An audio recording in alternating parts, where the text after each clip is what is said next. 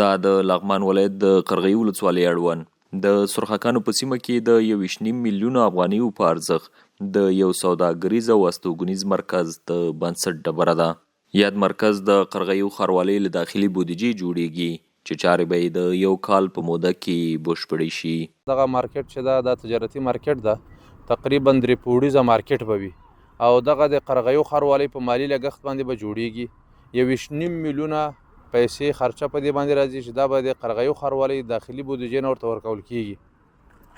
او د دې اولنی منزل چې دا تقریبا 14 دوکانونه به لري او دویم او دریم منزل به رهایشي کورونه چې ټول لوازم او ضرورتونه به پکې پوره وي او یو کال په موده کې به ان شاء الله دغه مارکیټ سرته رسیږي او ګټې اخیستنې ته به سپارل کیږي. بل لور ته د سیمې اوسیدونکو د یاد مرکز په جوړېدو خوښ دي، وایي چې دغه مرکز به د سیمې د اقتصاد په پرمختګ کې مهم رول ولوبوي. دا یو ښه کار ده.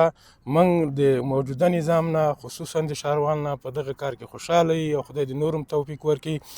دا چې دا د موږ ولس ته خصوصا دغه شاوخوا ساحو ته دا ډېر مفید او ګټوره تمامیږي، ځکه هر هغه څوک چې روزګار نه لري هغو ته به دوکانونه پیدا شي، دوکانونو کې به یو 15 روپۍ واچي او ګټه به یې لاسته راسي. دې سره به ولسونه ډېر زیات په کار باندې ځوانان اخته سي او موږ 100% په دې باندې ډېر زیات خوشحاله او دا موږ ته ډېر یو غټ سهولت ده او ډېر پې خوشحاله ده. ولسونه ډېر زیات پې خوشحاله دي. په ورته وخت کې د یاد ولایت والي وایي د ولسونو خدمت یې اولویت دی او سمسور لغمان به یو ځل بیا ودانوو.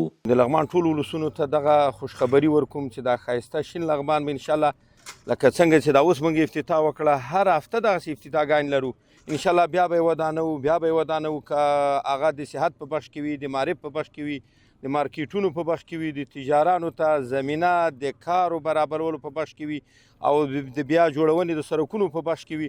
انشاءالله مسلسل به دا کارونه کوو دې ولس ته. د یادونې د چې تېره ورځ هم د یاد ولایت په مرکز د زیارت سیمه کې د یو پل د جوړېدو چارې پیل شوې.